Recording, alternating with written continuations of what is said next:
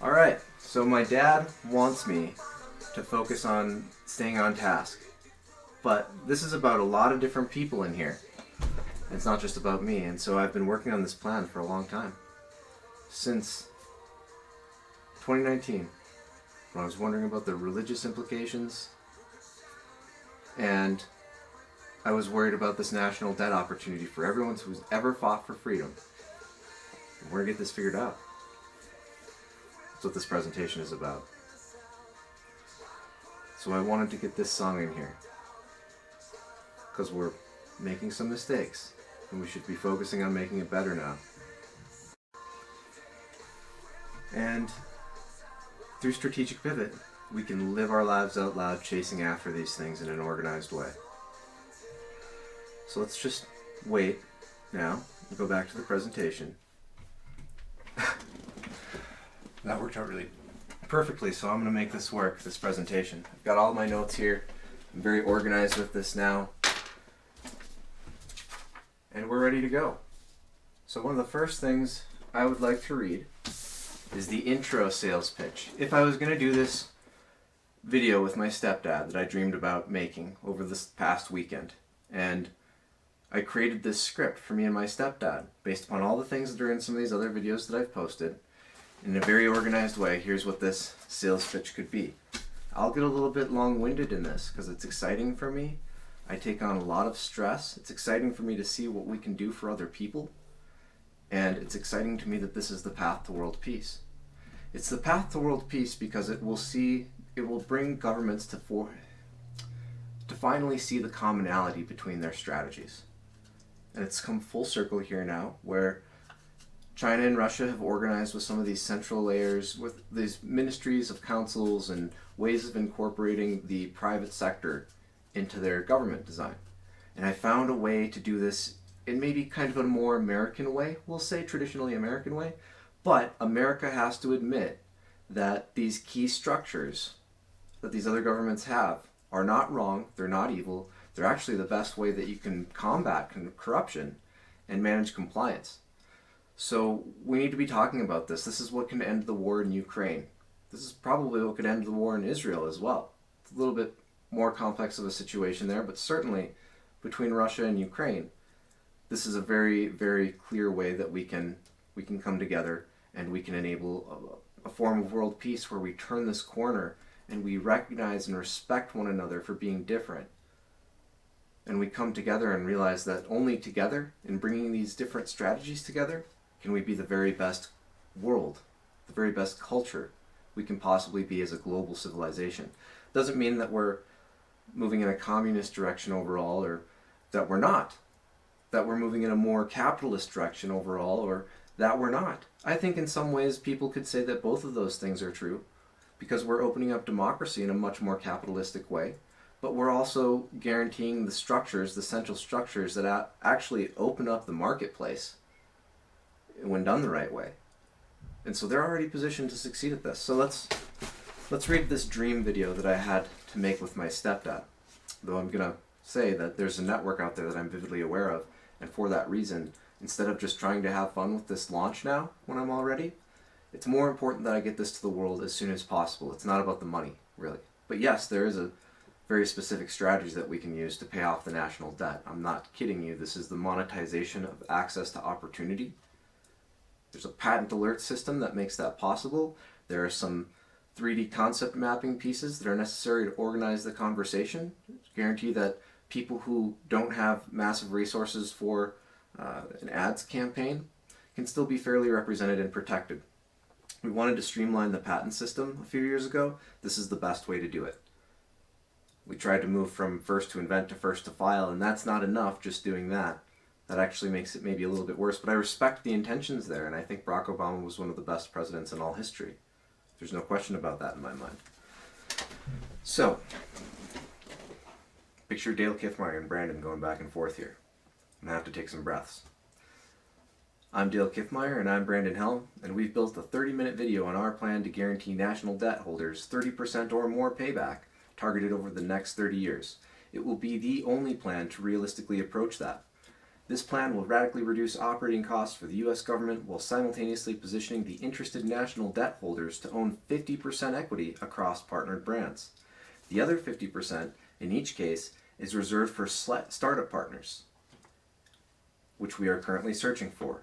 And that's a little bit convoluted because the initial financing for the launch is going to come from the banks, and this 50% that we're reserving for startup partners is in this sliding equity allocation. They're going to get profit sharing from this business being independently managed, but also managed by their management. Basically, if you're a part of this voice of the people strategic pivot strategy, you'll be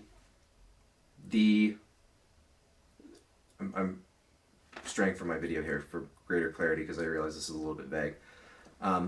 But if you're Facebook and Quora, Reddit, LinkedIn, and Twitter/X.com, it's best for you all to implement this voice of the people strategy. Otherwise, you're going to monopolize it. And so you have to come up with a way for companies to work together on infrastructures when it is right to do so. It's actually how you power markets to optimal levels. And I'm going to talk about how we succeed at that in a few key sectors here. There's a Cyberforce and AI Threats initiative. There is a ID Products and Finance initiative.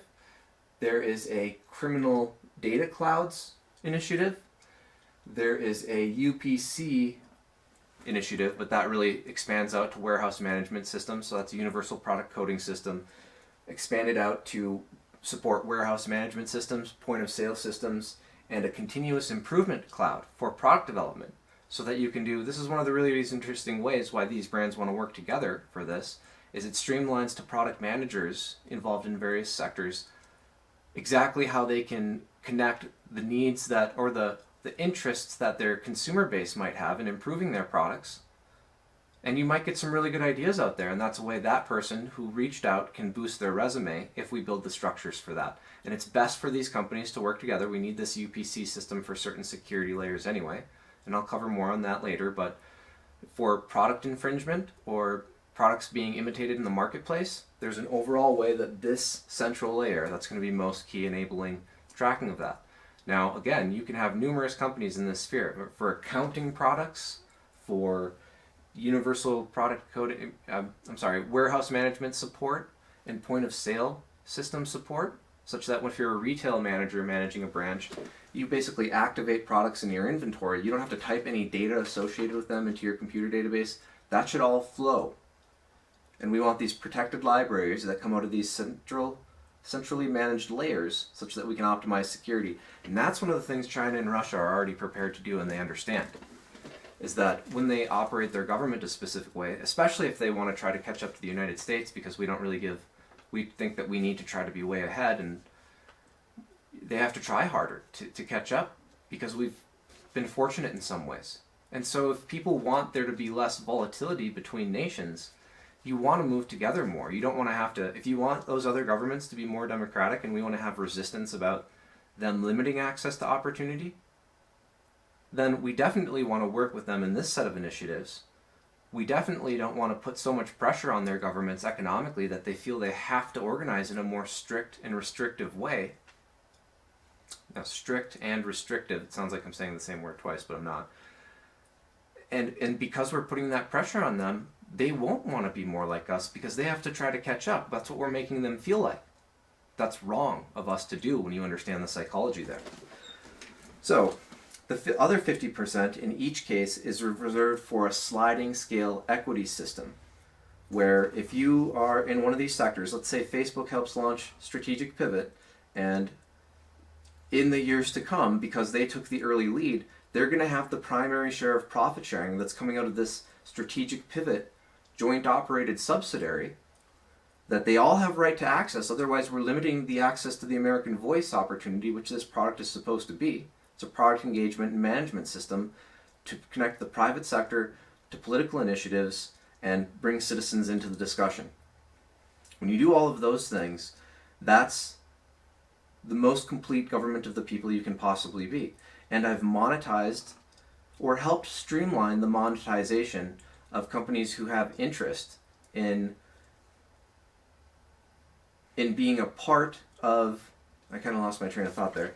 But I've streamlined the monetization of being a part of this ecosystem through when you see an article released in Wired magazine or Popular Science and it relates to these initiatives that we're pursuing as a nation. Now there's a way where we can build an interface for teaching assistants and associate professors to create a relevant quiz on that initiative or that new launch a company is trying to market and new strategy a company is trying to market relevant to developing a marketplace. And so now we can all collaborate to build this very best ecosystem, which is our government of the people voice, and helping people to follow along with this conversation, which is what leadership should be doing. Okay, so sliding equity system to enable the incentivize the collaboration to power markets to optimal levels. And I think I say this somewhere else in this presentation, but I wanted to cover that here as well. So really only got 2 sentences in that, and then I strayed from my skill. I'm going to start over again. I'm Dale Kiffmeyer, and I'm Brandon Helm, and we've built a 30-minute video on our plan to guarantee national debt holders 30% or more payback, targeted over the next 30 years. It will be the only plan to realistically approach that. This plan will radically reduce operating costs for the U.S. government while simultaneously positioning the interested national debt holders to own 50% equity across partnered brands. And that is because this is an all-or-nothing strategy, that these different continuous improvement central layers necessary for security all depend on one another for the access to the continuous improvement of the core infrastructure. So it's a tied together continuous improvement initiative to open up access to collaboration on free markets. So the other 50%, this plan will simultaneously reduce operating costs for the U.S. government will radically reduce operating costs for the U.S. government while simultaneously positioning the interested national debt holders to own 50% equity across partner brands. These brands must be operated and protected in unique ways. These will be unique joint operated subsidiaries with flexible equity reallocation based on results. This is to reward top performing brands in each sector with profit sharing. That's one of the things that make these partnered brands so unique, but there is much more. To understand this plan, you have to know the banks will agree to hold their equity until the brands mature. At that point, there will be 2 classes of equity-based profit sharing, one for the public 50%, the other for the partnered brands. The split will likely start at 80%, 20%, 80% to the companies that are the sliding scale equity system that are trying to grow this brand so that they can help grow this brand further. And the other 20%, and we're going to make this thing a profitable central layer on its own, and their management teams are going to get to weigh in on the budgeting for this particular company. All of the companies in each one of these partnered brands that have I think the best thing to do is only bring the top 80% with experience in the industry. And this will depend by brand, but I've built it in such a way where only the companies in that sector that are the biggest companies that have the experience, that understand the marketplace, they get to weigh in on the budget decisions for this central layer, such that it stays profitable. If you drive the profit of this entity and cover its costs, then you're covering your infrastructural growth in many core core layers. For example, medical records is one of these. And so if Epic Medical Records in Wisconsin does 80% of the market share value in providing medical record solutions, then they're going to be the only company that gets to weigh in on the budgeting decisions for this central layer. But there's going to be more opportunity in the marketplace to break in with no overhead. And if you're Epic, this is an advantage to you actually, because your infrastructure costs are covered and you're in a position where you can scout for products that are trying to improve the industry or the marketplace. One of the things we'll see in the medical record sphere is based upon somebody's medical background and their currently presenting symptoms, you'll be able to help doctors into what might be the best things to check out for them. And you'll build these user interfaces that take that workload off of the doctor such that they don't have to always be the one who's most responsible for this. They always will be. That's true. I should have worded that differently. But imagine what that can do for taking the workload off of doctors so that they can understand more of this in a quicker way. Otherwise, I think they go into their office and they sit there and they think about the chart, they look at a few things, and then they try to make their best decision. And we can streamline that process. Okay, so I had to sidetrack again.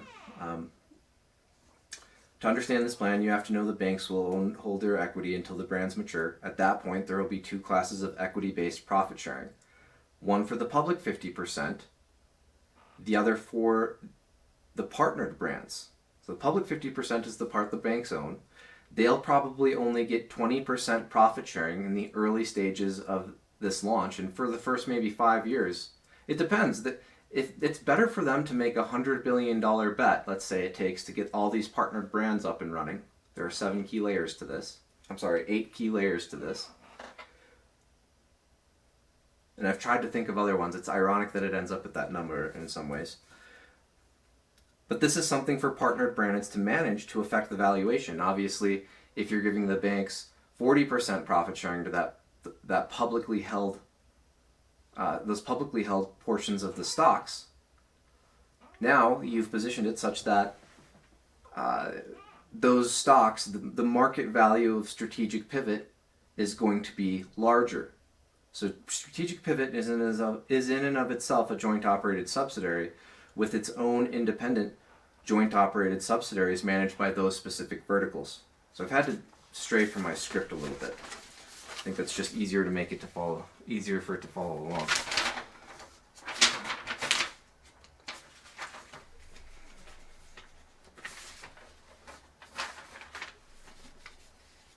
Okay, so this is because these brands are tied together through a unique national continuous improvement infrastructure only possible to enable through this somewhat all-or-nothing plan. However, there is intentional room for lots of flexibility already planned for these implementations.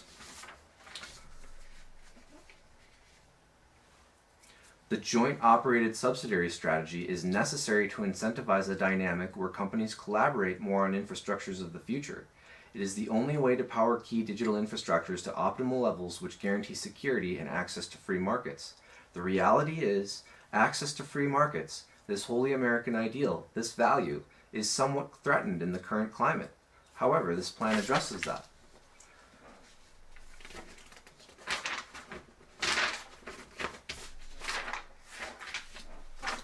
The first 5,000 people to access this video get it for free. After that, it's only $10 for all others. I wanted to build a $200,000, I wanted to shoot for 200,000 purchases of this video for an initial $2 million to set up a team to go and have these discussions with politicians, to have these discussions with other business professionals. I'm going to try and do this to the best of my ability.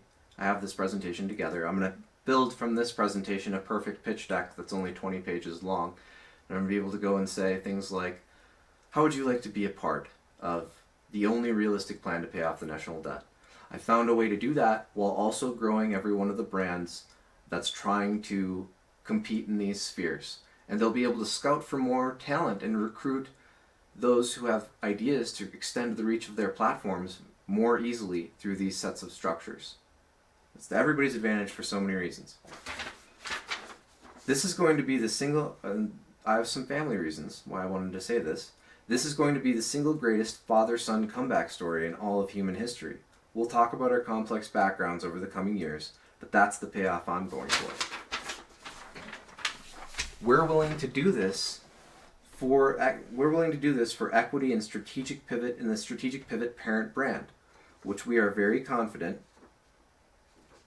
And I was wrong about this estimation because the way that I actually structured it, each one of the joint network subsidiaries is their own separate network. The businesses that are in that sphere actually control that specific subsidiary that is a part of this continuous improvement brand. And there's just a 50% public investment that it's like going to the banks for a percentage of an initial valuation, and they would then have the ability to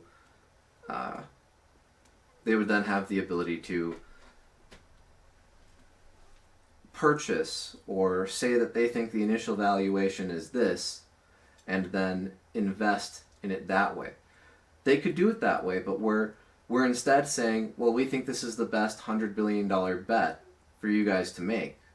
And because these individual equities drive the overall valuation of the strategic, well, And that's the thing, maybe this 50% across each of these brands, the right way to do it is to have that funnel up.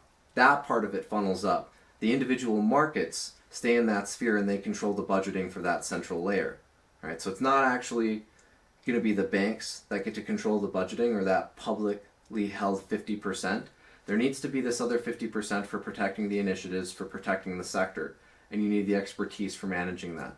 So the 50% of each of the subsidiaries on the publicly held side is going to funnel up to strategic pivot, and that enables this $30 trillion valuation to be possible. And that's what we need to say, so that the banks are saying, okay, you're giving us this 50% collateral right off the bat.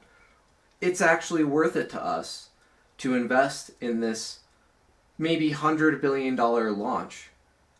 I think we could do it for $50 billion. I think we could do it for $10 billion, maybe. But it's better in these spheres to try and launch at scale and in a really protected way. So $100 billion is probably most realistic. And the banks can say, we're going to make this bet with those people who are trying to break into these industries. It's going to actually enable an atmosphere where we can see companies with less overhead enter into a marketplace. And by the way, this is going to enable a culture where more students learning about these systems in classrooms can interact with how they work and generally come to understand this all in a very deep, meaningful way. And we as a government of the people are going to be very strong and prepared for the conversations as a result. So we're willing to do this for equity in the strategic pivot parent brand, which we are very confident 0.01% equity 30 years from now will be worth $30 billion. It's 0.01% equity. I'm sorry, that's 0.1% equity. It's $30 billion. So, because 10% would be $3 trillion, 0.1% would be $300 billion, and 0.01% is $30 billion. And I thought I did that calculation correct. This leaves the banks, that comes out of the banks' 50%, this leaves the banks with 49.99% equity as collateral for the national debt. And that's supposed to be spread across only the banks in this country that hold the national debt, and then the banks that are outside of our country, instead of giving them collateral on that part of the loan, we still need to try and pay them back. But if we give these nations access to this plan, which minimizes the whole dynamic with weapons of mass destruction versus weapons of peace psychology, this is a peace psychology thing. Because when you protect access to opportunity and you're involving people in the conversation like this, people are going to be able to follow along in deeper ways and understand more things. And as a result, we're going to be more psychologically prepared for these discussions.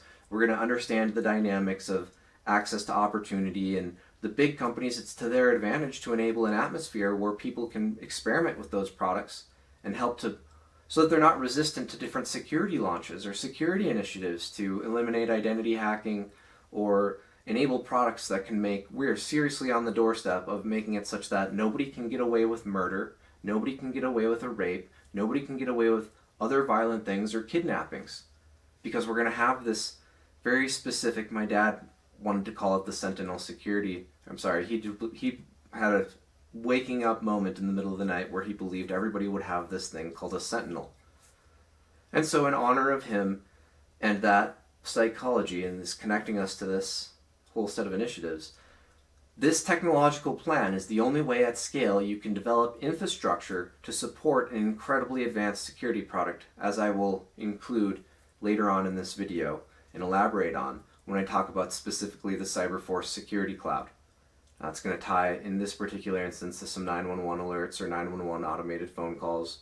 And there are all kinds of ways where we can make this secure, and people won't be uncomfortable with a product, advanced AI-based security product in their home that can kind of intuit whether or not somebody's in a struggle. Not kind of. It can definitely intuit whether or not somebody's in a dangerous situation, or also protect people from different kinds of abuse in the home.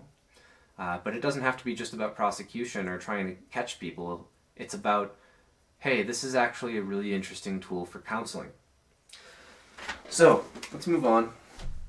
it's hard for me to make a 5-minute pitch that sounds believable without elaborating on some of these things. And so that's why I feel I have to do that in the moment.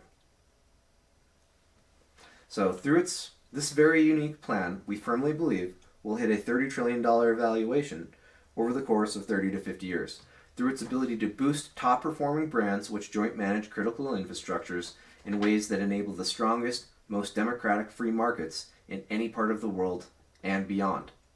The alternative is to never really work together on complex infrastructures to power verticals to optimal levels. But businesses get so much from this. Through its unique social media-based project management and engagement system designed as a continuous improvement infrastructure, brands will be able to field and recruit talent through a unique patent alert system, which doubles as a roadmap to success. As a result, and I'm referring to the 3D concept mapping technology, I originally called this in 2019 component chi.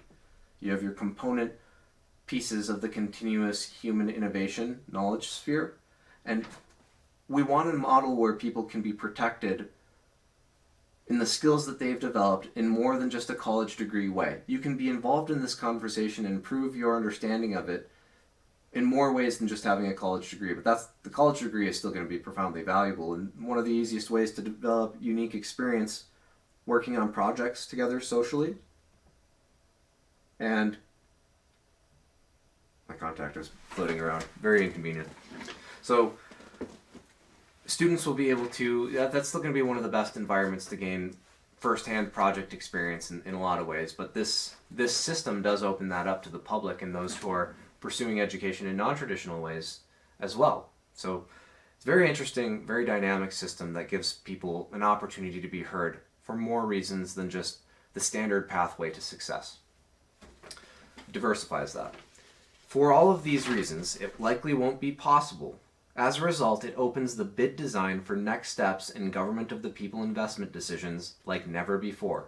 It likely won't be possible to ever do that better than this. Thanks for watching. We look forward to serving you. Now, if you can kind of put that sales pitch together, all the things that I talked about there, then you can see what I was trying to go for in that sales pitch video, but I did expand on it so that we could understand more things. And I missed one of my pages because these notes were a little bit mixed up.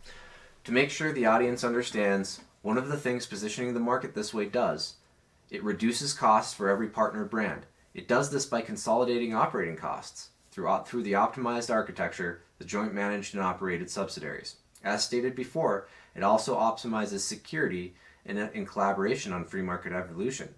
Another really interesting thing this enables in free markets, startup costs are reduced vastly for entry-level dev teams in each sector. To protect that opportunity in the free market, investment in strategic pivots partnered brands is very wise. It drives the valuation of access to free markets, thus creating value and practicing democracy, in advancing these collaborative open government partnership models. Now, that was supposed to come in my sales video right before the elaboration on the first 5,000 people to access this video will get it for free. And so my sales video was actually pretty good, but I always do this thing where I doubt myself and I want it to be better. And I kind of didn't have these papers in the right order because I got myself scrambling a little bit to try and cover a little bit more, and I forgot that I should have read that before I started reading it to everybody else, because the video was actually going to be pretty well with just what I had worded, but I tried to jump around a little bit more to elaborate on things. And ironically, at that page that I just read last proves that the things that I elaborated on I had as part of that original video. Anyway, what are my priorities here? Well, my priorities are paying after the national debt and opening up access to opportunity. But my mom asked me yesterday what my primary agenda is. I would say my primary agenda is raising and prolonging awareness. That is the single most critical continual objective of an extremely advanced society / government. As part of that objective, I built Strategic Pivot's suite of partnerships, equity agreements, and operational strategies to enable success overall by promoting key psychological constructs to enhance cooperation and opportunity. It is the democratization of access to opportunity. The structures unveil a compelling path to world peace, Governments will find commonality and mutual respect through this plan. So I include some of those things elaborated in what I intended to be that 5-minute sales pitch video. And I could do a better job of that, but I'm thinking about how to perfect that, and I understand that I could get initial launch funding by perfecting that video. I also understand there's another network out there that's claiming to have the world's best interests in place, and it's justified doing some fairly extreme things to me. So I believe they definitely have an obligation to a piece of that. Now, these open government partnership models mean that there's already interest in figuring out how to do exactly what I figured out how to do here. And I just watched a C-SPAN panel on Saturday that it was late on Saturday night, I believe it. And so it was the International Finance and Development Forum, hosted by Gillian Tett, and they included Carolyn Atkinson with the International Institute for Strategic Studies, Vera Songwi, who had some really, really intelligent things to say in that meeting, and I hope she gets a hold of this because I would love to work with her. And so she founded a liquidity and sustainability facility, and she's the founder of chair of that. She was I think she's actually still on the World Bank Council, and she's the country director for Senegal, Gambia, Cape Verde, Guinea-Bissau, and Mauritania. And so the whole thing that we were looking at is global cooperation, where we've been a better place in 1919 versus 1945, because people were talking about some of these things. Now, there were some challenges with the technologies available to us that only allowed us to see a pathway forward through cloud computing and these social media products that currently exist today. And we needed to find this way to incentivize collaboration on core infrastructure, which is best done with the sliding equity scale. So she had, again on that panel, was Nancy Lee with the Center for Global Development, Sustainable Development Finance Director in that Center for Global Development. And I hope I get your name right, sir, but I believe it's Chu Chan, International Financial Forum Executive President and former World Bank Vice President from 2012 to 2015. I also noticed that Carolyn Atkinson was the former Deputy National Security Advisor. And so I want to talk about this world peace item for a little bit here, because if you understand the psychology of everything that's going on in the world with the chasing after a bigger stick and more sticks than the other team and one country always living in fear of the other, we need to get away from that. I understand nations want to try to protect themselves, but it's going to be a better atmosphere if we're talking more about working together peacefully than having to be prepared for war. So the more we can shift the discussion to that optimistic level, the better it's going to be for everybody developing in every one of those nations. I almost feel like it's been difficult for me because I've wondered if, given my understanding of the Gulf of Tonkin incident and other key things that have led to war, we're raising these tensions, and some people are wanting to kind of flex their power, and I think the United States has done that in some more extreme ways than anybody else, but we had to stand up for the attack on our nation after 9/11. That was a big deal, and more importantly, if we're working with nations on the scale that I described through Strategic Pivot, more nations are going to want to work with us, and we're going to be better prepared for the security. And we're empowering other nations to succeed and develop talent in their own nations. There's going to be more access to opportunity. People won't feel stagnated. People won't feel the stagnation that gets them to question whether or not these leadership structures aren't looking out for them. That should go away. Now, I talked about this $30 trillion opportunity the banks have. It's probably the 50% equity, I imagine, will be worth $15 trillion, but there are some really interesting short sell agreements that can happen. Now, short selling was, I believe, done in the 2008 financial crisis to try to raise awareness and get the banks to not make these mistakes again. I think there were probably some financial analysts that said, just like at Boeing, when we were seeing this in the news, I'm sure there are financial analysts that said, hey, I don't think this is a very well-structured model. I think this is going to have problems. We might have to default on some of these loans. or the banks might have to default on the loans to the payoffs that they've made. And I'm not sure how all of that really works, but I know that they crashed the market with this short sell strategy, and the bank's stocks went way down as a result. And so I'm not sure if it was a short sell agreement to get stock in another business, but let me read this. If you're the banks and you don't want to make this bet, I need to understand why. Another plan doesn't exist to guarantee the banks holding the national debt returns on that investment nearly as quickly. Whether we'll always pay the principal and expand on our operating loan is debatable, but I'm pretty sure we're not in a good position there based upon the way the numbers look. Safer for the banks to understand this plan and see that more reasonably balanced. The scales are a little bit off. So I need to understand why you wouldn't want to make this bet. From what I can tell, this is going to stabilize the investment market to some degree. There will be less volatility. In addition to incentivizing more investment in the market, it certainly will reduce dependency on Social Security-based retirement. Roths, 401ks, IRAs will all be expanded. More people will have interest in this because they'll understand more about the stock market, and they'll see that's in some industries you'll have the same volatility, but some of these very core industries you're going to see people with great ideas. It's to the bank's advantage to empower a model where more app developers and economists can work together with app developers to build really, really interesting financial management products, and thus the swings from losses and other burdens that fall on banks will be shifted to more flexible or more favorable conditions. For all banks, this plan stabilizes portions of the investment market, less volatility, more consistent growth, most specifically to these critical verticals and partnered brands. Startups can break into markets with less overhead, track more growth until they reach minimum viability and favorable buyout stage, and thus it's less volatile in those very key sectors. This reduces risk of losses in many cases. Then specific to national debt holders, it's probably the best investment you can possibly make. The bank that believes in this the most can make some interesting short sell agreements. The banks can compete to say, well, we think this set of strategies can reach this valuation at this date. And they'll say, well, no, we think, another bank might say, no, we think it's not going to mature that quickly. We think it'll take this long.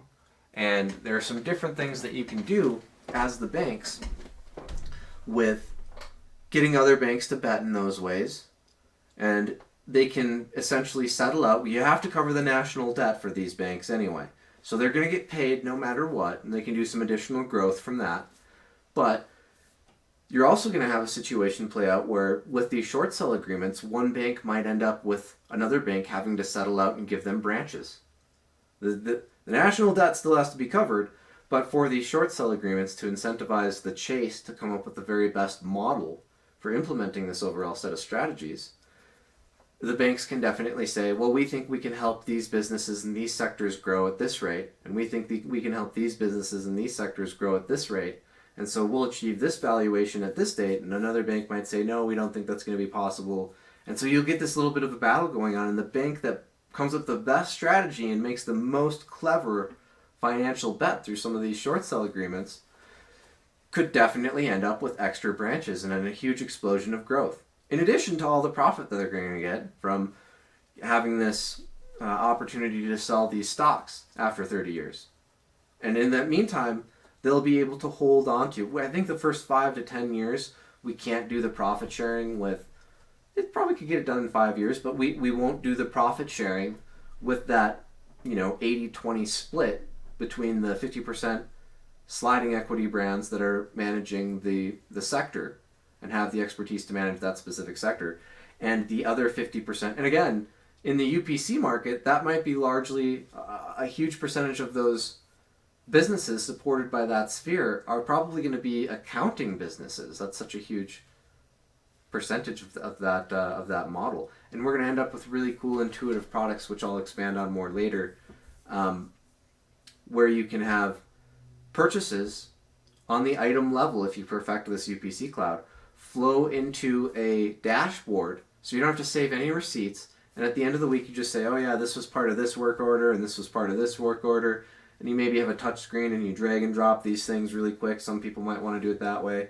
Maybe you're using a mouse. Maybe there's even a little bit of AI structure that can help funnel some of that. But we don't want to really crowd the payment system process in the aisles. I've thought about whether or not you can attach it to a work order then. But definitely at the end of the week, having this flow into a portal based upon an ID product for your specific business. Again, we'll talk about more how that identity product level is needed. But the biggest, most powerful market brand that's going to be powered by this will probably be that UPC cloud network. And there will be a lot of players in that sphere. So there will be a lot of companies that are in that top 80% of the market share in total sales. And that brand itself could be worth $10 trillion 30 years from now. I think that one there's going to be a lot of interest to grow really quickly between what you can do to help warehouse management systems, tie to point of sale systems, tie to the product developer who is getting continuous improvement pipeline features everywhere their product is sold through these QR codes and ways different partners can contract into those models such that you have a key symbol that you recognize as part of this continuous improvement brand, just like Strategic Pivot is. And I came up with that symbol. You already have it on your money in a lot of ways, so the financial sphere should like that. And it's I did use an all-seeing eye reference for that because, like I said, it's on our money, and it's about continuous improvement and seeing opportunities that others might not. And then, of course, it's to the product managers and businesses to and truly an environmental benefit, because if we're trying to make our products last longer, be better, then that's going to be better for the environment. I watched a really interesting video that some students in Palo Alto made on Threads of Change, I want to say is their video topic, and they're talking about adding these labels to products. Well, this is going to be most dependent on the perfection of this UPC cloud relevant to a specific sector. So each of these UPC clouds will need to be tailored to a specific sector, but once this is all done, you can enable the most accurate reporting of environmental trends related to purchases, and we can run some really interesting analytics and economic analysis. Sorry, I said analytics twice.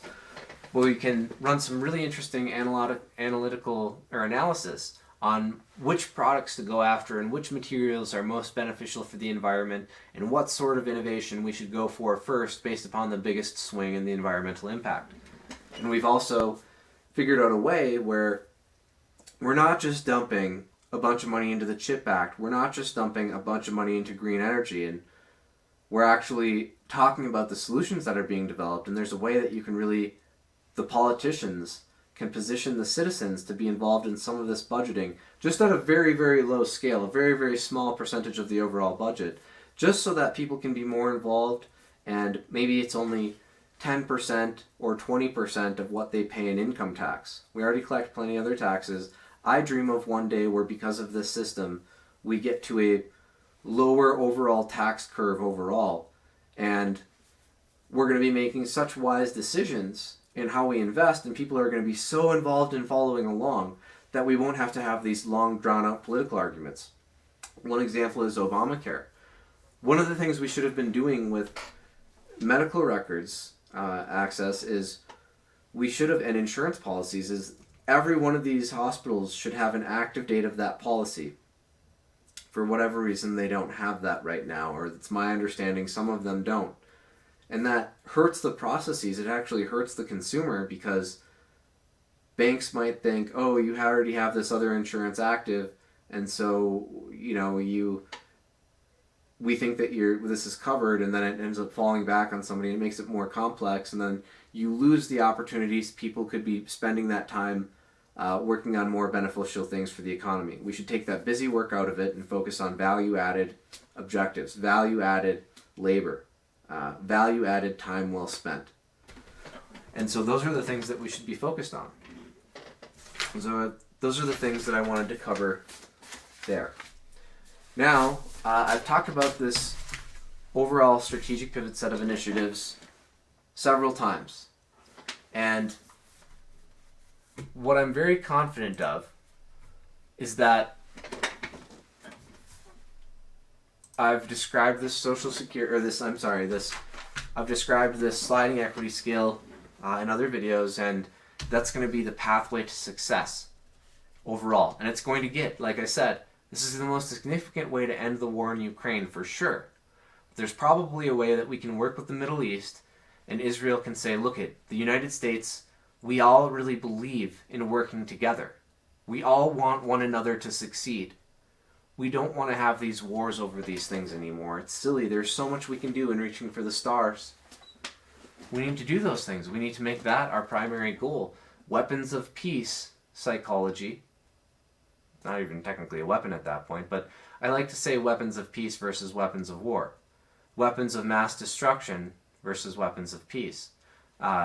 Mutually assured destruction versus mutually assured success, which of course if you're tying the banks to incentivize collateral for the national debt and you're monetizing access to opportunity, that is mutually assured success. That is not mutually assured destruction. That is mutually assured success. I initially had an equity agreement that wanted to position all parties through a different launch to benefit, but I don't think that that's the most right way to launch this given our political design, and I think it's better to protect our political design a little bit more.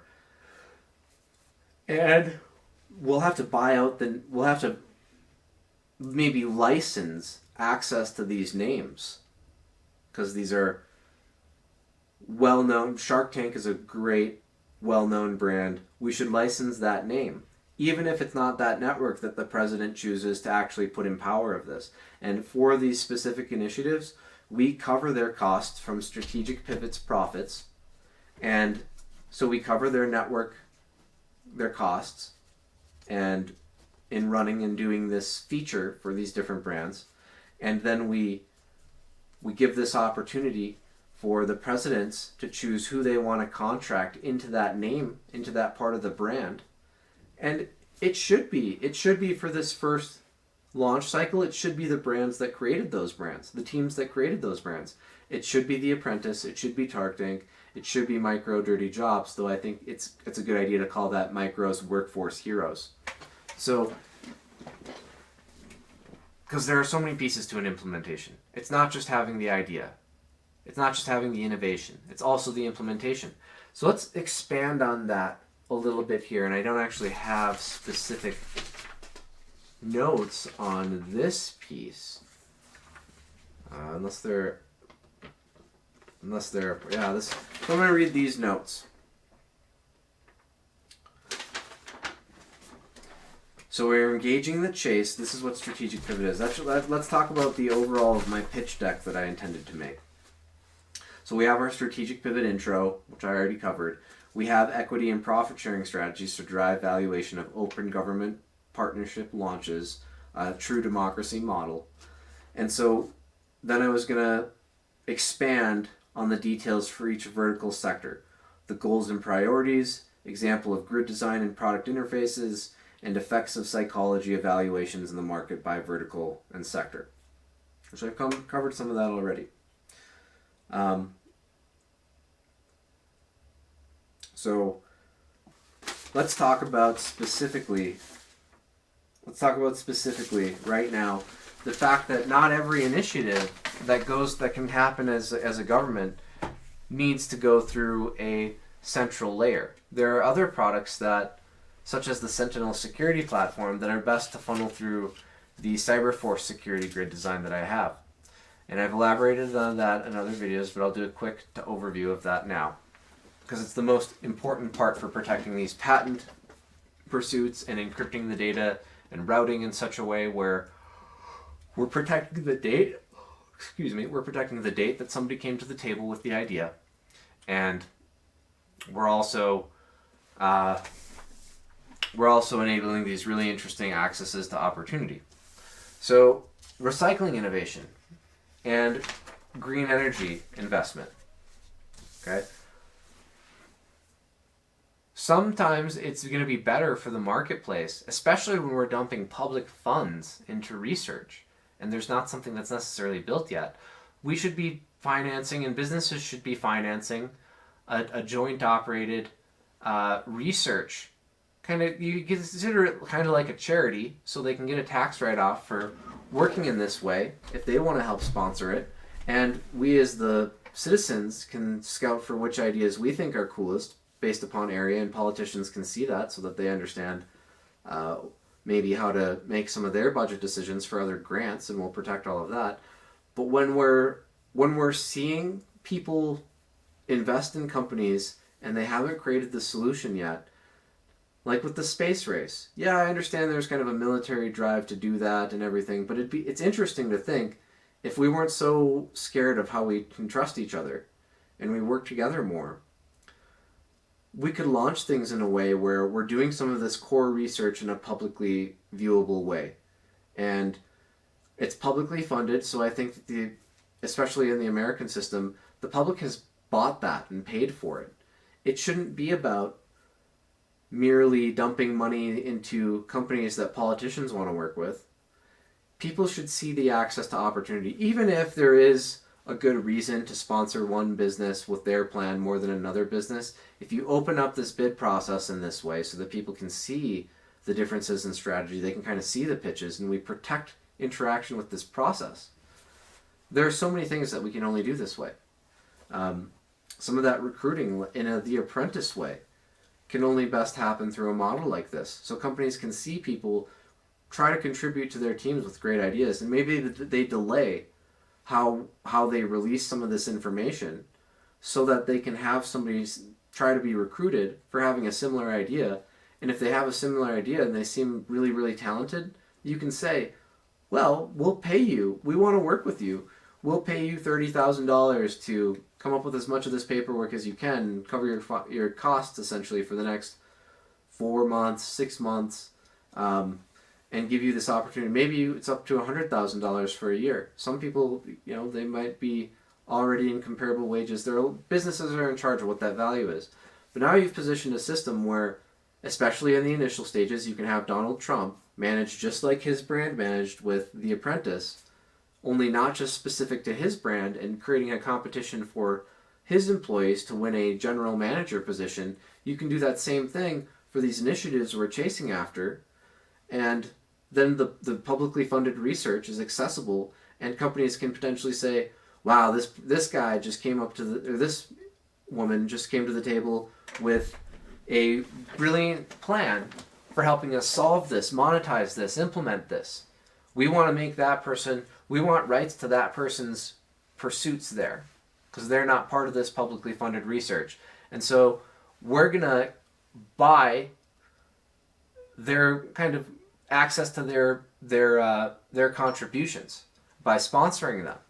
And we're going to end up maybe offering them a little bit of equity for helping to grow our brand, or they might not quite get enough to be worthy of that done, but maybe they'll be a director, maybe they'll be a high-ranking manager, maybe they'll have, an entry-level management position on a software development team. But you can still engage this chase, and The Apprentice is a model that did exactly that. It just did it for one brand. And we need to do this. There's an opportunity to do this as a government of the people. And if things get really, really, really perfected by that individual, it'd be cool to see a Shark Tank-like finish where it's like, okay, now that person came to the table with a lot. This original company that chose to sponsor them is going to be able to say, well, we have initial rights to that if they make that agreement. Because of this system, somebody might be really, really talented, and they might say, no, I've got the finances to keep working on this myself, and I've protected my contributions through this continuous improvement model. We protect contributions and when relevant ideas come to the table, and so as long as you're consistently interacting with that, you can organize it later. You don't have to have the perfect pitch deck done. You can consistently talk about when you come up with ideas, and you can put them on there. And you can isolate yourself from anybody who's trying to comment on your strategies for up to a year. So you protect that provisional patent stage and the development stage of an idea. And then if it works out really, really well, and that individual was really, really talented, and they didn't accept a sponsorship offer from somebody else, now it can finish in a really interesting Shark Tank feature where they have different patent authorities in that sphere all trying to help them perfect their provisional patent now. All trying to say, hey, we think you can monetize it in these ways. hey, we think you can monetize it in these ways. We think the valuation is this. We'd like this percentage for this valuation, and we'll help you do this. We'll give you this percentage for this valuation, and we'll help you do this. And maybe some of those people will be the sharks. Maybe it'll be those industry players and those patent firms. It's a more expanded version of that brand. That's what I'm going for there, and it's what is right. It's more opportunities for players on the team. This is a playbook for success as a society, and you're looking at the things happening, and there are different psychologies necessary for business implementation, innovation. You don't have to have all of that. If we care, we want to just move the ball downfield. There are other players on the team that will help you move that ball downfield. We just have to build the playbook and enable the coordination of understanding the plays, of running the plays. That's what we need to do. And so let's start talking more about why this system is so useful. People like Elon Musk are trying to drive us forward in so many ways. Yet some are more concerned with slowly releasing new products to market to extend their patent stacking, thus slowing development, restricting access, and intentionally cornering the market, kind of slyly in some instances. But so that's largely best practice in the industry, and there's not a different way to handle it. And so that's just kind of naturally the only way that we can do this. Now, let's talk about this linking content system. Let's talk about strategic pivot itself. We've already talked about some of this. And I've talked about all of this stuff in other videos, but we want this linking content system such that we need to position the education market, and a company called 100 is really interested in how we integrate with digital ecosystems. And what's going to happen in the future is you're going to be able to flow key activation of different lesson plans when you work with the publishers and you have this all done digitally. You're going to be able to flow that to devices that people use to access their interactive classrooms, apps that people use to access their interactive classrooms. This is going to help teachers focus on what in their lesson plan they want to cover, which publishers potentially have the best coverage of the concepts for their age group they want to see, and the examples to expand on specific problems can tie to initiatives that we're currently having in the marketplace as a government of the people, or currently pursuing in the marketplace as a government of the people. So students at different age levels will, through this interesting set of markets like the YouTube channel network and maybe companies like Khan Academy, can develop relevant supplemental videos on linking where different student and age groups are at to the psychology of understanding these and technology and knowledge needed to understand some of these initiatives we're chasing after. So it's going to be really enhance the role model pursuit process for everybody that's going through school in the early stages. And some of that might be homeschool platforms, everything like that, some private schools versus public schools. And they'll all make different agreements with user interfaces that connect to these infrastructures. And again, they want a central layer to help standardize the way this knowledge is mapped as you pass different classes and you take different quizzes. And then for your whole life, you can continue to perfect the things that you didn't quite understand quite as much for your whole life. And so for all these reasons, there's an incredible set of opportunities to really finish this out here. And I should have done this way earlier in this presentation. And so let's kind of look at a quick overview of that. You know, one school might have a main user interface that they can access their classes like this. One might have them more over here. And then you have your upcoming assignments due and things like that. Maybe it's consolidated for all classes at one point, and so you just see your timeline of what's hot right now. You're not writing that on a planner anymore.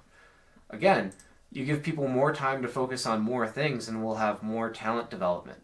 It's not like, why do we have to make it so easy on people? There are reasons why it's actually to our advantage to try and make it easier for people so that we can focus on more value-added initiatives. So this linking content system will be built off of succeeding at how we map that knowledge web for each learning institution and learning partner. So we need a way to standardize those data flows. We need a central architecture to map that to. That's a worthy investment for the industry. And so I've figured out through this 50% equity the way that we can launch that for you to no cost. And all you have to do is be prepared to come to the table and want to compete in the market. And so for these reasons, giving that a brand name, I think 100 could be cool, but something that's more related to education specifically, that seems like it would be a parent brand for education, might be better. And then you can still see 100 doing what it's doing with trying to help perfect the digital learning ecosystem. But it all comes from core data flows anyway. The software piece is the most necessary piece to have these central layers for, and standardization of data storage and everything like that. So 100 positions us to reach into strategic pivots objectives where, and again, in the education market, they probably want to build these knowledge maps most specifically to specific objectives at first until we get that all mapped. And then you want a learning map relevant to who you want to develop into being, what career you might want to pursue. And so as students are looking at this and they're looking through this in early stages in their educational journey, they can interact with the roadmap to success for different professions very easily, very quickly at their fingertips through this model. And it also doubles as the foundational knowledge base that Strategic Pivot would need to enable the model that we've looked at with Strategic Pivot before, which is this model. And so again, once you think about RSA advances, you have a focused set of knowledge and you have this general set of knowledge. So the general set of knowledge would apply most specifically to these knowledge maps for different fields that I've been talking about. And then your focused would come from what I'll elaborate on now, and it's this linked content system. And that's what we're seeing here, as an example here. RSA, you might see an article in Wired magazine on RSA advances to enable Cyberforce. And then they're going to be talking about a Colorado-based company looking at building this specific architecture. And then if you want to understand it and be involved in that conversation, because a lot of people don't trust monitoring technology and all of these things, but it can be built so securely. And we need to see that they understand that conversation and they're following along with that.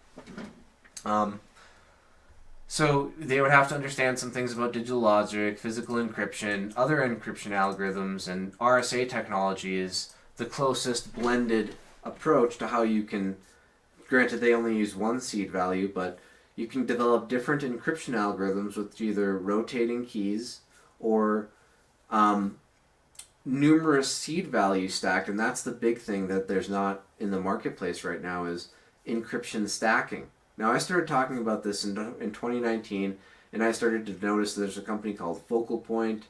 There's an initiative for zero trust security models, and I had already talked about or typed up at this St. Cloud library that I know that this is going to be possible to succeed at in this way with stacking these encryption keys.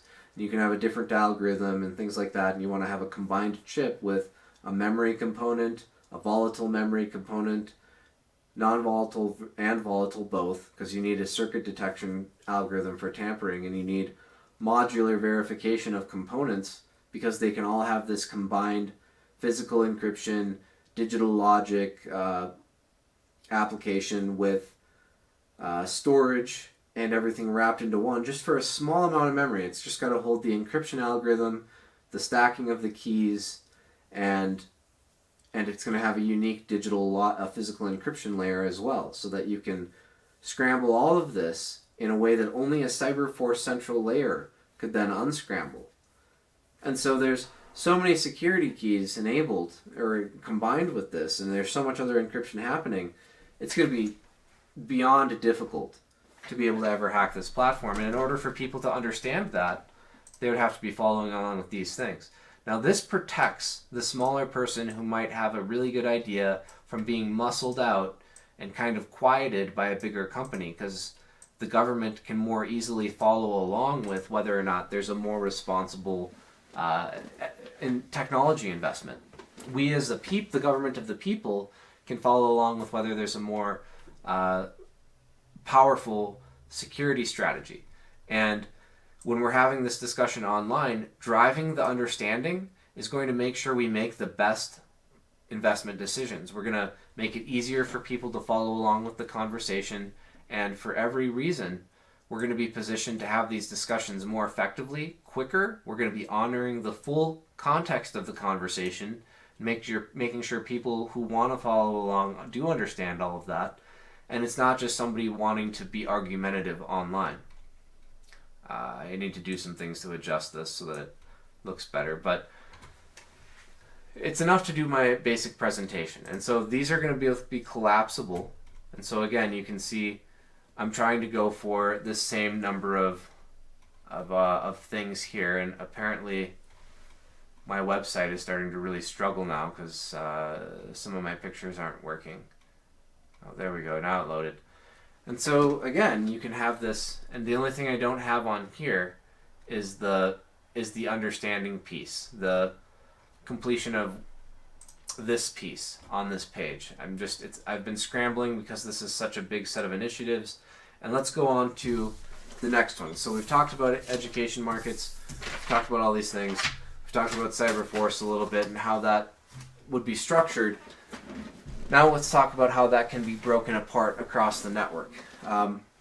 If you have these central security layers, such that you have a core brand for each one of those major 8 initiatives, now you can protect the security and how the information is accessed and stored, and you can also open up an opportunity to collaborate on the marketplace.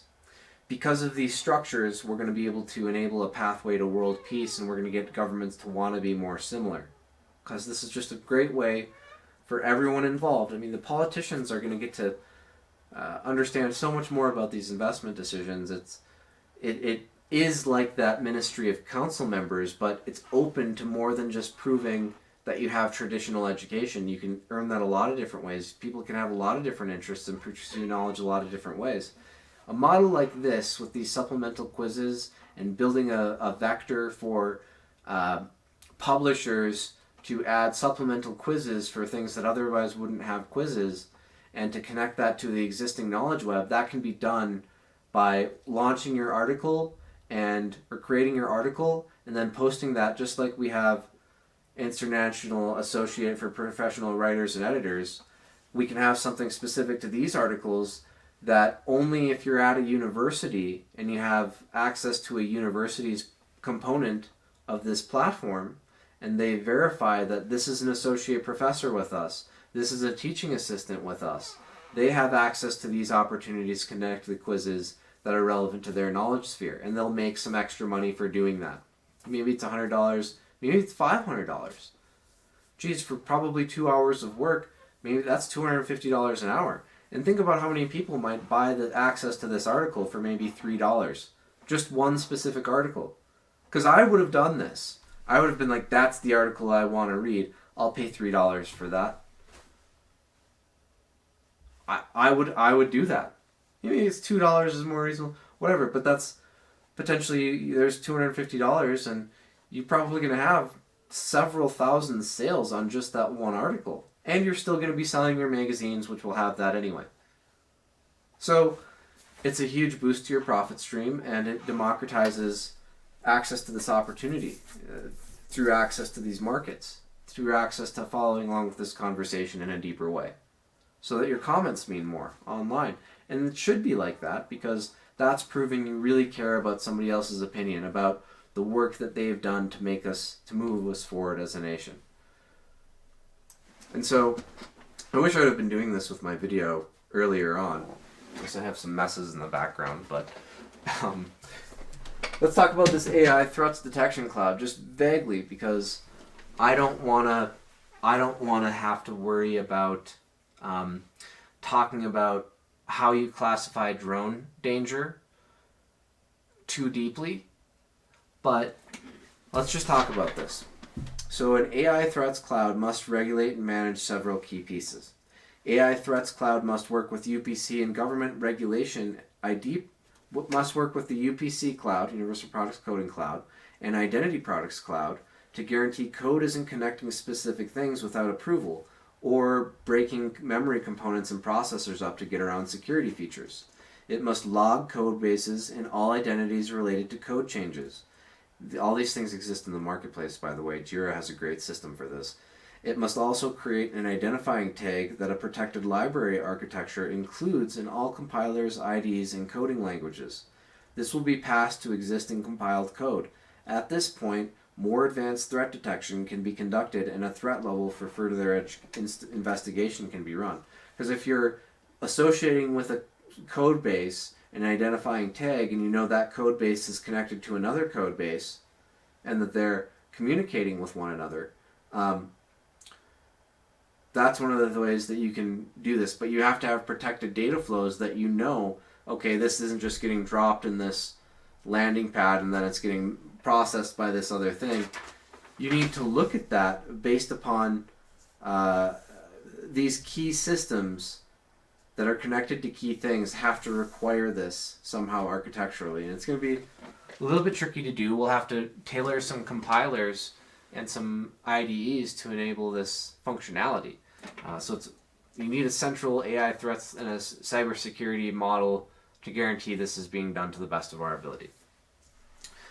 Now, similarly, but specific to drone technology, compiler components and features, this threat detection protected libraries approach can analyze code bases and determine different types of control algorithms. It's likely possible to determine, and the goal is to determine all of the following: what kind of drone, the guidance and nav control classification, possible targeting systems, because you can detect key algorithms and how they are put together, key calculations, and you can determine whether or not there's a potential targeting threat.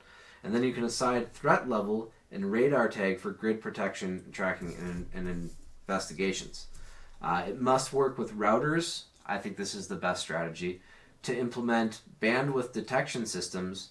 Hopefully the 355 megahertz bandwidth or other key bandwidths can be covered without making routers too bulky.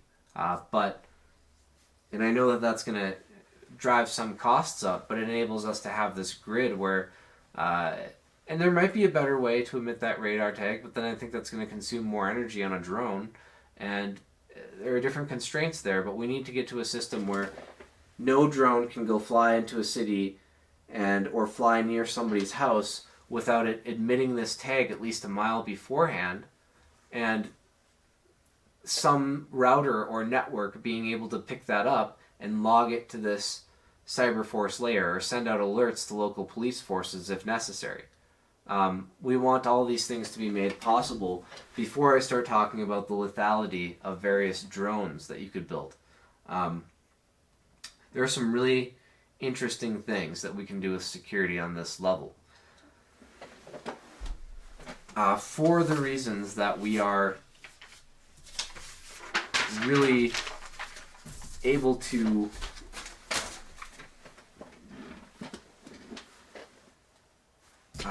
really guarantee security and open up access to work on the technology, we can definitely get to a place where people can experiment with more advanced drone technologies and it'll still be safe. And especially if we're opening up the access to opportunity in all of these ways, nobody's going to want to target somebody else. The people who have the knowledge to build one of these drones, you would have to be able to build a process. You're buying these components from specific places, and with this Helm architecture, or whatever we call it, this Cyberforce security approach, we're going to be in a position where modular verification of components, you won't be able to buy the components that are easiest to use for a drone if they have this security feature included.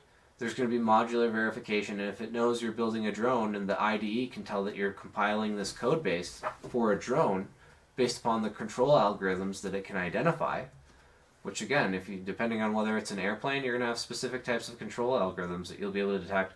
Oh, these servos are doing this kind of a thing. That's probably an airplane.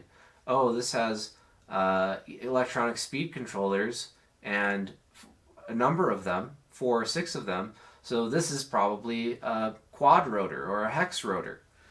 And so again, does this also tie to an FPV system? Is it doing different targeting? And that's as much as I'm going to go into it for now. because I don't want to talk about building the scarier drones until we have this technology in place. But definitely, you can make it such that the code won't compile for a drone if they don't have these specific components so that they can emit this radar tag. We should be working on finishing that right now. That should be a very hot priority, and we need this central cyberforce layer and an AI threats detection cloud to do that. It's one of the things that we critically have to have in the future of our society. So we've talked about that a little bit. Let's talk about some of the other really interesting markets that we can power now. One of the things that I went through, unfortunately, with my key family member, and I wish just for my own sanity I would have had access to this recording. Now, there's a chance that if I had access to this recording, I might have tried to pursue some sort of prosecution with this individual, but I'm glad that I didn't do that. The more important thing is to have this psychology tool in place, but yes, it's silly that every single police station has a different storage strategy for accessing criminal records. I think this is the sphere that LexisNexis most likely wants to be in more than anything else, is this criminal and legal prosecution cloud, and they would probably have the best ideas for building this central layer. Now, their costs could go down as a result of this. Maybe they go and they do a buyout of this central layer for maybe $10 billion, and then their costs go down, and they focus more on building the user interfaces for these different police stations and individuals who I wanted an access to that, such that if I was involved in any investigation or I could view my own complete criminal history, that would be useful. Now, I say that, and I got caught with selling weed a couple times, and so, and I will admit, I also had 4 capsules of Molly, which is part of the reason why I didn't report certain things that I suspected when they happened to me. Well, given my history, and even with what this individual said to me, I'm definitely not going to be in a position where I can try to figure this out. And so I think that individual literally did that to stop me from getting my blood work done so that I could have proven that I had been date rape drugged. And so we should do some different things with drug policy, but most importantly, and this is the thing that I care most about, this is my first love in the world, was psychology. Or not my first love, but my first major interest and obligation. And it relates to some drug policy changes. It relates to trying to build the processes and the understanding that people can have such that we can regulate some of these criminal enterprises, make them not criminal enterprises, and thus incentivize more people to believe in the justice system. Now, that all sounds complex and maybe somewhat off topic, but let's just talk about these central layers again for criminal records and cool features that you could build there. You should be able to file a police report and have it go to any key police station you want. You should be able to go to any police station and still file a police report for another police station in a different jurisdiction. That has nothing to do with the investigation, the crime and punishment piece, which is I think often why we have the different jurisdictions, because different places want to talk about what is a crime and what isn't a crime and how that should be prosecuted and what penalties are associated with it. And that has nothing to do with whether or not you can file a police report. And so I was tremendously disappointed when I realized our nation doesn't even work together well enough to want to accomplish that. A police station will not do anything to help you if you're in a different jurisdiction. So we need a better solution for that, and students should be learning about how this ecosystem exists that keeps them more safe. At the same time, if we have corrupt networks in the police, in the justice industry, and you see a lot of specific types of crimes reported there, suspected crimes reported there, that aren't really being investigated and there's something going on there. This is one of the ways we could catch that, but we need a bigger federal system to enable that. And that's why I talk about a criminal justice cloud. The military has interest in, the military or the FBI and other agencies are going to want to quickly pull together information on things. And there's the Sentinel security product. Let's talk about that before we talk about, no, the Sentinel security product would relate to the criminal and legal side, but it's going to most specifically tie through 911, and then the 911 will probably tie through this criminal justice cloud, and it'll route you to the correct police station, the correct network locally. And all of that we can build a better model for, and we can actually build products in the marketplace that expand and reduce our costs, expand our capabilities into how citizens can be involved in that process, and it will reduce costs for us. So that's as much as I really need to say about that. So you want to enable reporting of any crime to any jurisdiction, enable priority in encrypted and secure related communications to identity products, and overall trend lines ability, primarily to guarantee many crimes aren't going unreported, and access to appropriate evidence logs. I wish I could have had saved my own copy of my testimony after the fire. Just for my own sanity and to be able to show different friends. It's like, no, this is exactly what I talked about right after the fire. I believe this news article was written incorrectly. And I might have tried to go to that reporter to just get that article removed from the internet. That's all I would have wanted to do, is just say, hey, your article isn't accurate. It's not right for you to be painting my reputation in an inaccurate way because you didn't actually get access to this recording before you wrote that article. And the reporter probably would have been like, oh, yeah, I see what you're talking about there. I'm sorry. I didn't realize those things when I wrote the article. We'll get that taken down. And so that's a really cool thing that can happen. So I talked about Cyberforce, I talked about criminal justice and some interesting things we can do there. Those would best be wrapped into an identity products cloud, anything that you interact with as a citizen. And that's going to be something that's a unique, interesting thing as well. So let's go and talk about that identity products cloud before we talk about mental health and medical records in general. So you have your identity products cloud. And this is where the accounting features are best going to route. Some of the best financial features and tools are going to be routed. They're going to be routed through this identity products cloud. Separate from the universal product coding cloud, which is managing the automation of some of those features. And so these industries have to work together, and you have to best organize for this. And I'm going to build this perfect pitch deck with some visuals and everything this week. I just wanted to cover it all in this video for those who have the ability to understand, and hopefully I set some people free from operating and feeling obligated to continue to operate in these ways which are ineffective.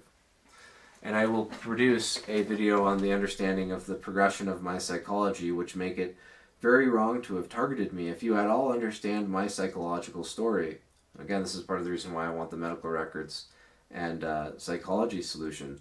It's because I know these things are getting missed in psychology. It's not actually about me or me being frustrated that I was targeted. It's frustrating that we are letting so many people die that we could help. And I've proven why that's happening with our lack of understanding of psychology in my particular case. So this is a very big deal set of things. So these identity products, though, we want these to cover things like birth certificates, so that you have a birth certificate always tied to your identity product. It's going to make it so that you don't ever have to carry that piece of paper around again.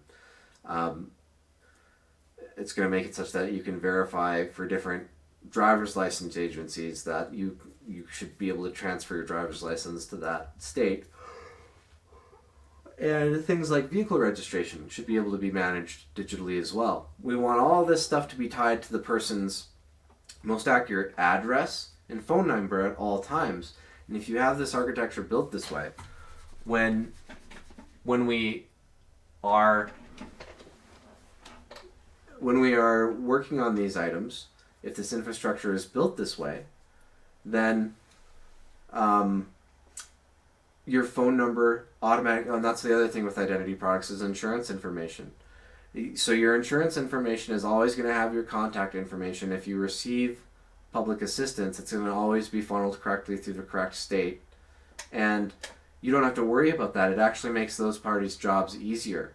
I was just in an instance where I was told I was supposed to remember to to call Minnesota and talk about my policy ending or give them an end date. And I didn't realize that. I was just focused on my recovery. I didn't try to collect disability. I was in the hospital a few times because I was having nervous breakdowns. And they gave me a bipolar diagnosis, which was unfair to me because I know it has to do with this project and being aware of these networks that exist in the world. And so this is all a major, major set of problems that we have.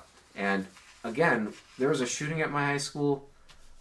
I didn't realize the kind of help that I needed growing up, and my family couldn't possibly understand it because they didn't have the same experiences. And they made a few mistakes with their divorce that made me less likely to want to talk to them, less likely for me to want to be excited about growing myself into one of them, into being like one of them. And so I was looking for role models anywhere and everywhere else, and that caused additional problems for me. And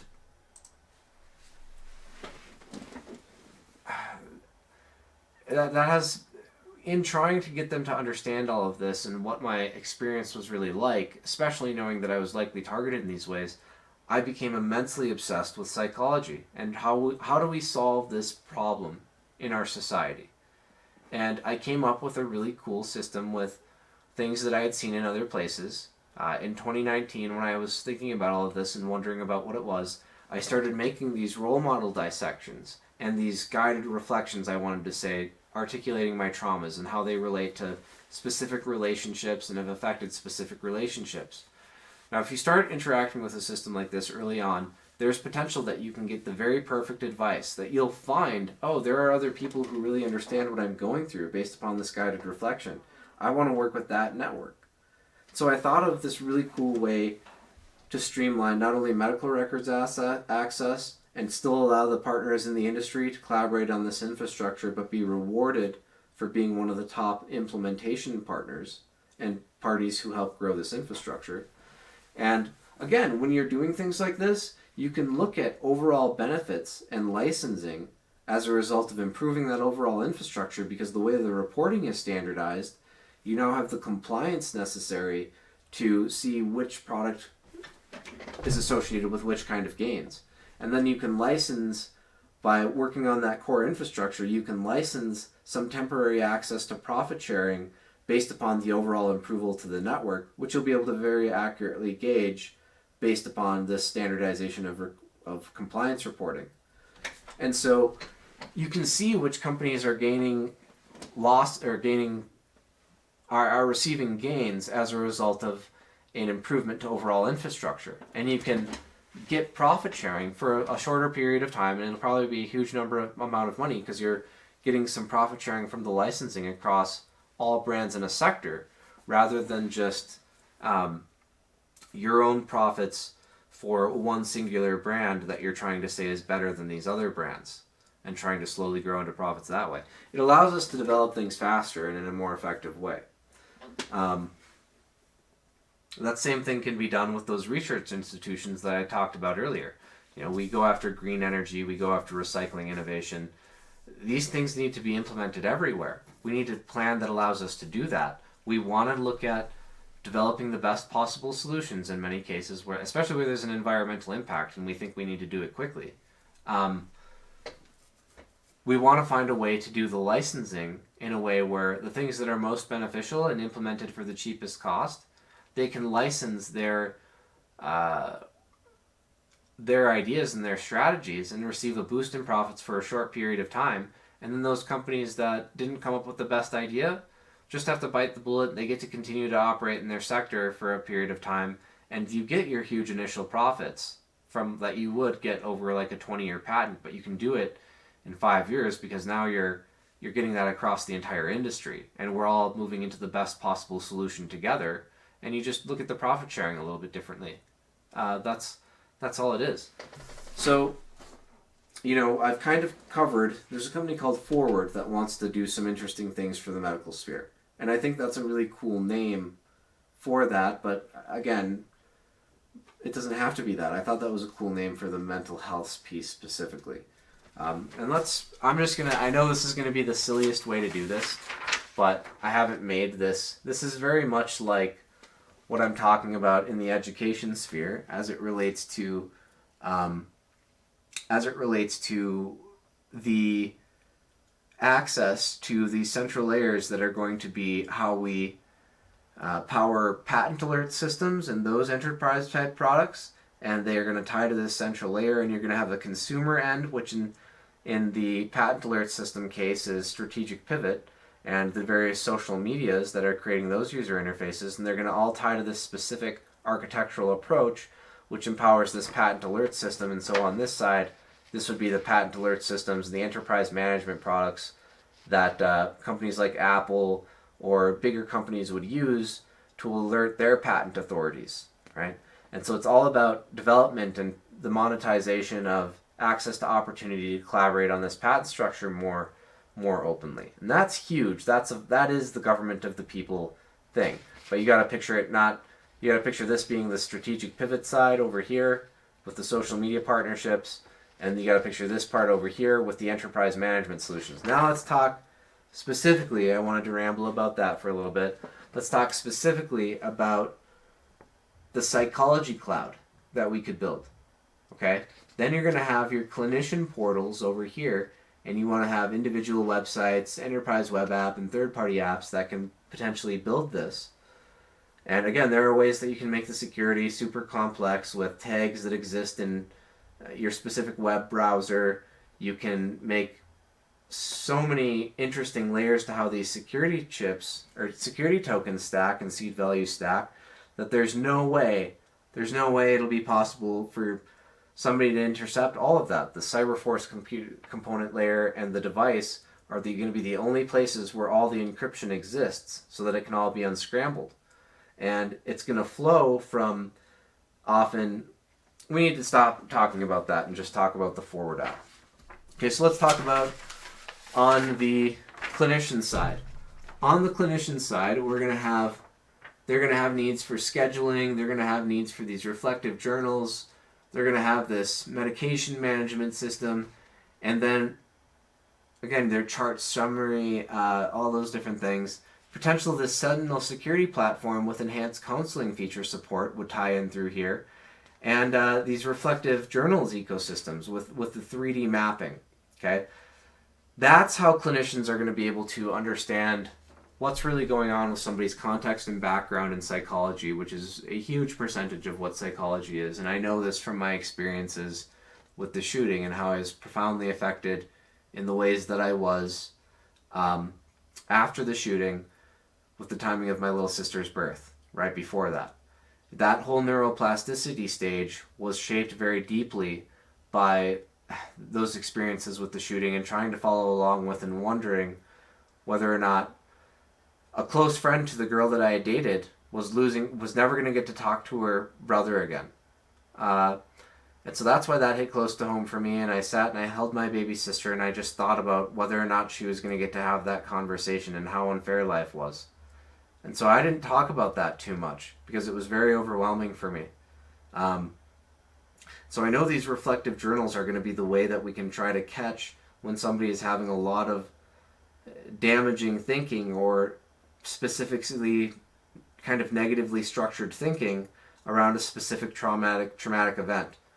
And clinicians can try to cue different animations in the industry, but it's useful to work together on this core infrastructure because it relates heavily to how we can pursue cures and how we report the science on what is working and how we as psychologists, I'm not one of them, but it's how psychologists would come to better understand how they're diagnosing people and what works for which people.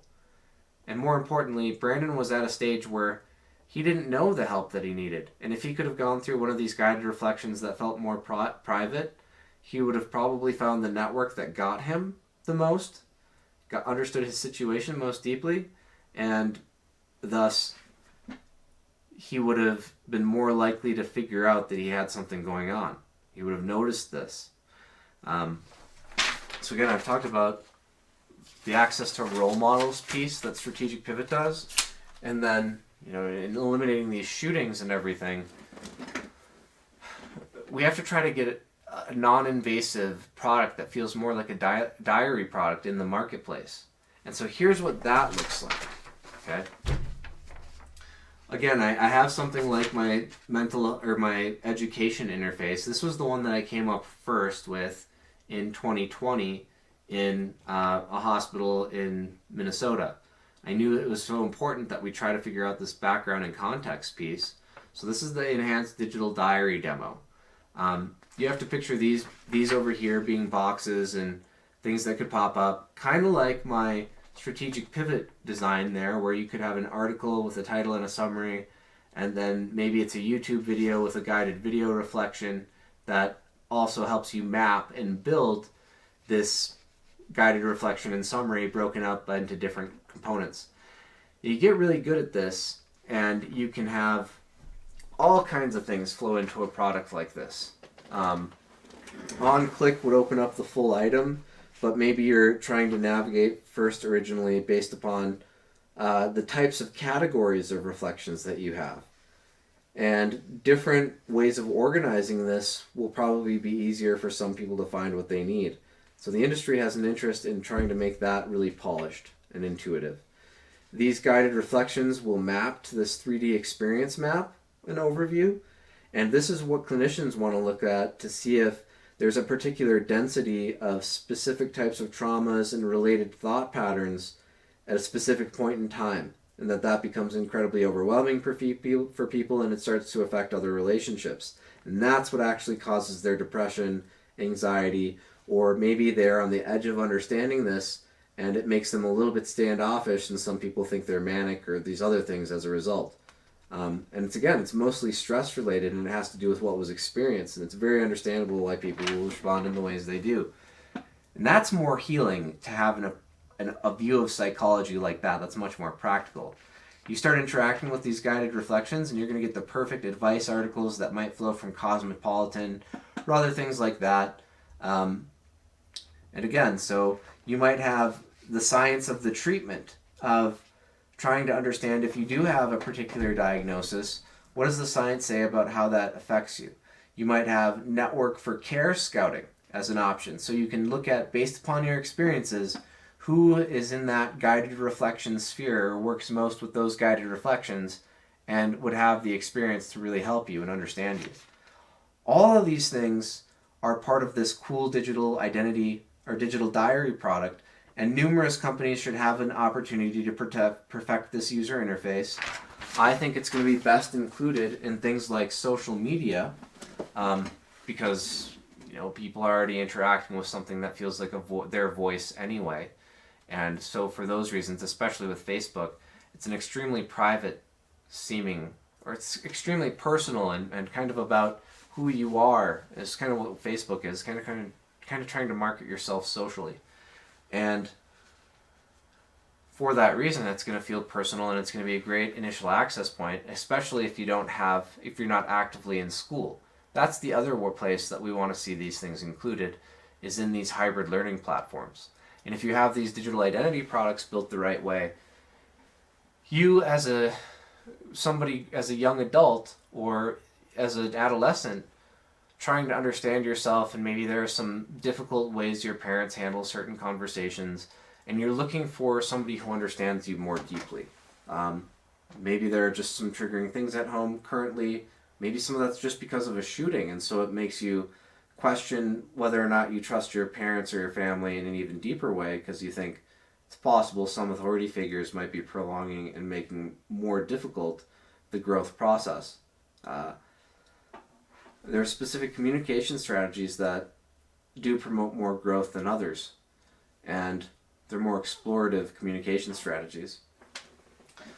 So again, all of these things can be handled through this psychology product. And the other cool thing is we can get to the point now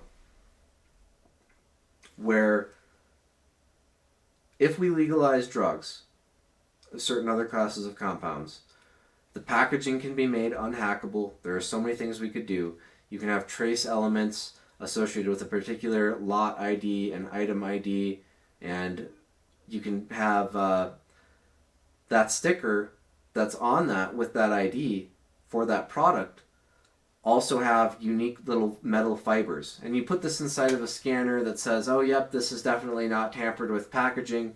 And this should be something that's required if we ever legalize things like ecstasy, so people can try to understand what they're actually consuming more, so people can't be targeted in date rape scenarios or in response to thinking people have made certain mistakes with drugs that have made things harder on other people, but they didn't at all understand what was going on. You need this combined psychology product to really understand these things, and we should be tracking what people are consuming. We should be having people, we should have this unhackable packaging piece. We should be able to track everything because of this UPC sales strategy, and guaranteeing there aren't unapproved products being sold in the marketplace because we can detect it in the reporting. And also as a trade-off for that, again, working with the standardization of certain medical policies and practices, we should be making a trade-off where if we legalize those things, people should be aware that we need to have rapid response on the criminal investigation for potential sex victims unit or things like that. Because people are going to be less likely to report things if you're not willing to work with them. And I had experiences with ecstasy where I started to first say the order things happens to you in matters what the things just as much as what the things actually are. And I knew that from the shooting and the way that I was affected by the shooting. And some of it was I had 3 years to reflect on this, and it just happened to come out for the first time, I think, while using ecstasy early on my senior year, and that made that seem really addicting to me because it made it seem like that's how I realized it. But I think I probably had that thought in the back of my mind already, and it was something I had already been thinking about because I felt the distance from my friendships, and it felt like they just weren't worried about it like I was. They didn't need to find an answer like I did, and so they weren't consumed by these thoughts like I was. And again, that was really shaped by the neuroplasticity of that long drawn out experience, holding my baby sister in thinking those deep, deep thoughts that you think of when you have a new baby sibling or a child of your own. And you're worried about so many things in life. You're worried about the mystery of life. You want to protect people's opportunity to grow. And so prosecution in my experiences, I want to talk about that. This is a little bit of a tricky conversation because, I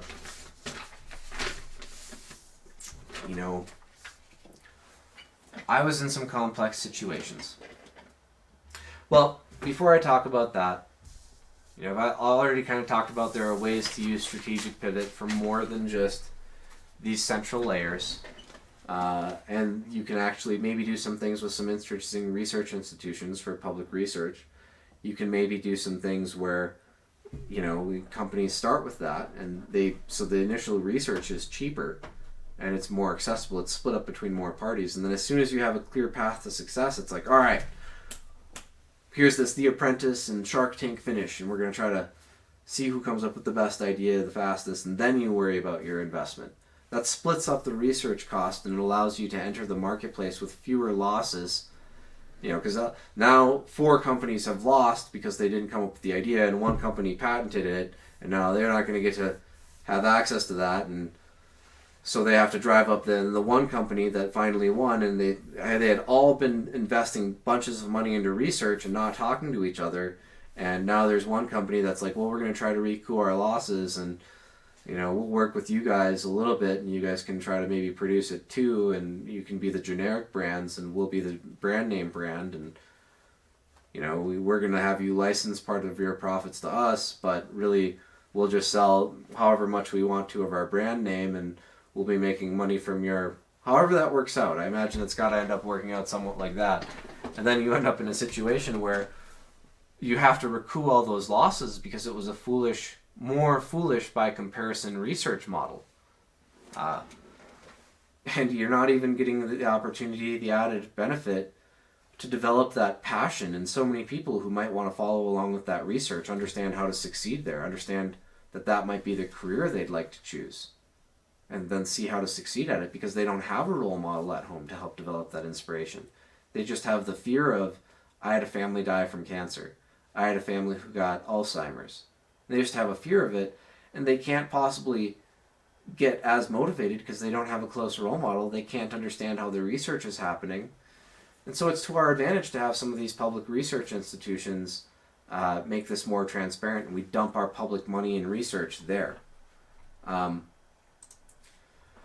so for all those reasons, this is a better overall model. Let's finally talk about one last I could expand on, what this whole universal products coding cloud and all of that. The ID/finance piece is on the back, and we already talked about that a little bit. I could talk more about what I've listed out for these accounting systems and things like that, and how these all relate to specifically. Ooh, I can't find the page now. Yeah, this consolidated sales and consumption tracking initiative. I could expand on all of this more here, but I'm trying to wrap up this presentation because I'm getting to my 2-hour mark now. And so let's just talk about finally an automated nav cloud. This is again something that's going to be best done as a central core infrastructure for the standardization of the data flow, and so that you can do really cool things. I didn't put all my notes on here yet, but here are just some of the small ones. And so you can get airplanes by tying together the maritime AIS tracking system, the aerospace tracking system, whatever that's called, and the terrestrial tracking system that we would say is going to be necessary for automated driving solutions here on Earth. And if these things are all tied together in the right ways, things that you can do are standardize the communication protocols and overall security, which is definitely something we want to do. You can open up collaboration in the marketplace to developing new products, and they're super secure. And again, you do that 80%, 20% split. The bottom 20% has less overhead, and the top 80% can try to recruit for more extensions of their platforms when those top products in the bottom 20% reach minimum product viability, and you've protected the experimentation for that in the marketplace. So again, that's monetizing access to opportunity, monetizing democracy largely, and it's the only way that we can build some of these really, really cool systems. Imagine you're on an airplane and something happens. Now you need to land and you can't make it back to an airport. If these systems are all tied together, you'll have a log of the smoothest pieces of road that are long enough to land an airplane, and you'll be able to send out alerts through GPS systems that, hey, you need to pull over. Or if it's an automated system, the car will just continue to drive until it knows it needs to pull over, and then it'll open up a piece of roadway so this airplane can land. And it'll be the smoothest piece of roadway because the onboard detectors in the vehicles can detect the vibrations and find the smoothest piece of roadway. And now you don't have to crash that airplane into a field. Now that airplane is going to find the perfect place to land on a roadway, and it's going to be the safest thing you can possibly do, and all the cars that might be nearby will automatically pull out of the way. Really cool things you can do like that, and it's going to be the best possible system.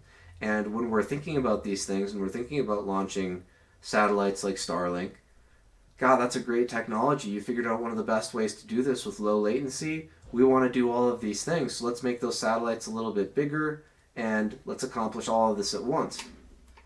Okay, and then you don't have something that's being released that's already obsolete in terms of what it could be as soon as it's released.